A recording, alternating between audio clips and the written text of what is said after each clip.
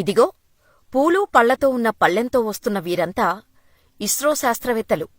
Rocket ప్రయోగాన్ని విజయవంతం చేయి తల్లి అంటూ వేడుకోటానికి వచ్చారు.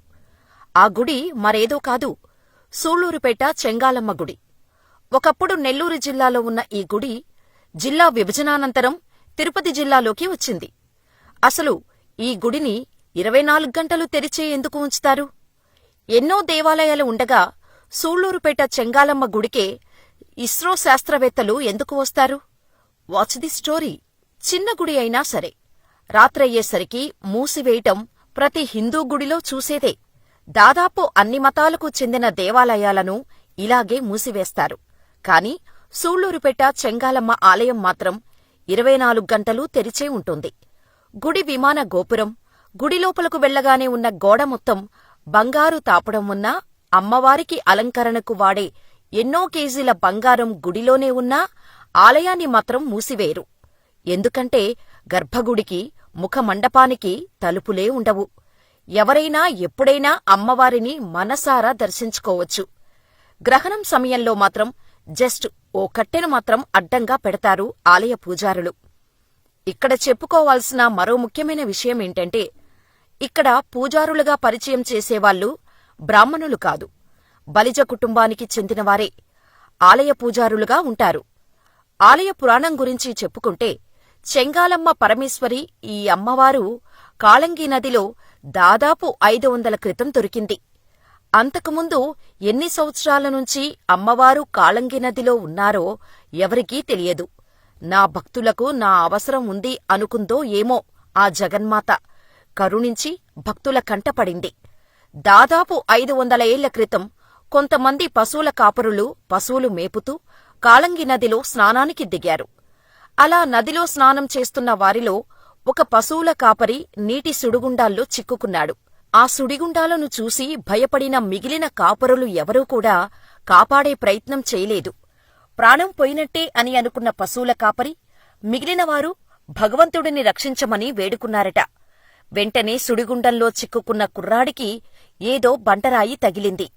భగవంతుడా అనుకుంటూ ఆ పశువుల కాపరి బండరాయిని గట్టిగా పట్టుకున్నాడు.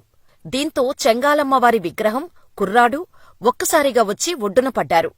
కాని ఆ కాపరి స్పృహలో లేడు. చుట్టూ ఉన్నవారు అమ్మవారి విగ్రహం చూసి షాకులో ఉండిపోయారు. ఇంతలో సుడిగుండంలో చిక్కుకున్న కాపరికి మెలకువ వచ్చింది. చుట్టూ చూసిన తనకు తన పక్కనే అమ్మవారి విగ్రహం కనిపించటంతో విగ్రహాన్ని చూసి ఆశ్చర్యపోయాడు. ఇంతలోనే కొందరు పిల్లలు ఈ విషయాన్ని గ్రామస్తులకు చెప్పటంతో అందరూ నది వద్దకు వచ్చి చూశారు. అమ్మవారి ముఖం దక్షిణముఖంగానూ నిటారుగానూ కనిపించింది. అమ్మవారు అష్టభుజాలతో అనేక ఆయుధాలు ధరించి పాదాల కింద దానవుడిని తొక్కుతున్న అవతారంలో ఉంది. గ్రామస్తులు ఆ విగ్రహాన్ని కదిలించేందుకు ఎంత యత్నించినా జరగలేదు. నిటారుగా నిలబడి మహిషాసురమర్దిని స్వయంభూగా వెలసి ఉండటం గ్రామస్తులు ఆశ్చర్యంలో మునిగిపోయారు. అదే రోజు రాత్రి గ్రామ పెద్దకు కలలో కనిపడిన అమ్మవారు తాను అక్కడే ఉండాలని అనుకుంటున్నా అని చెప్పటంతో చిన్న ఆలయాన్ని నిర్మించారు. అసుర సంహారిణి అయిన శాంతిమూర్తిగా కొలువు తీరటం వల్ల తెన్కాశీ అంటే దక్షిణ కాశీ అని పిలిచేవారు. కాలక్రమంలో అదే చెంగాలిగా, చెంగాలిపేటగా పిలవబడి ఆంగ్లేయుల పాలనలో సూళ్లూరుపేటగా మారిందంటారు. ఊరి పేరు వెనుక మరొక కారణం కూడా చెబుతారు. 7 సంవత్సరాలకొకసారి జరిగే ఆలయ బ్రహ్మోత్సవాల సందర్భంగా దేవాలయం వద్ద సుడిమాను తిప్పటం ఒక ఆచారంగా వస్తోంది.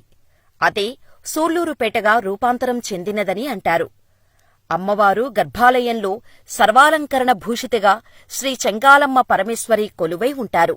ఈ ఆలయం నిర్మించిన దగ్గర నుండి బలిజ కులస్తులే పూజాధికాలు నిర్వర్తిస్తున్నారు. రోజంతా భక్తుల సందర్శనార్థం తెరిచి ఉండే ఈ ఆలయానికి ఎలాంటి తలుపులూ ఉండవు. దీని వెనుక ఓ పెద్ద కథే ఉంది. చాలా సంవత్సరాల క్రితం ఒక దొంగ ఆలయంలోకి రావటంతో అప్పుడు ఆలయ నిర్వాహకులు తలుపులు చేయించారట. కాని అమ్మవారు స్వప్నంలో నాకు నా భక్తులకు మధ్య ఎలాంటి అడ్డు ఉండకూడదు అని తెలపటంతో వాటిని ప్రాంగణంలో ఒకచోట ఉంచారట. అలా ఉంచిన తలుపులు ఎండిపోయి చెక్కబడిన కలప నుండి ఆశ్చర్యకరంగా మద్దిమొక్క మొలచి పెద్ద వృక్షంగా ఎదిగింది. ఇది శ్రీ చెంగాలమ్మ మహత్యం అని అంటారు. శ్రీహరికోట అంతరిక్ష కేంద్రం సూళ్లూరుపేటలోనే ఉంది. ఇస్రో ఏ ప్రయోగాన్ని చేపట్టినా ముందు చెంగాలమ్మ ఆలయాన్ని సందర్శించే ఆనవాయితీ దశాబ్దాల కాలం నుంచి వస్తోంది.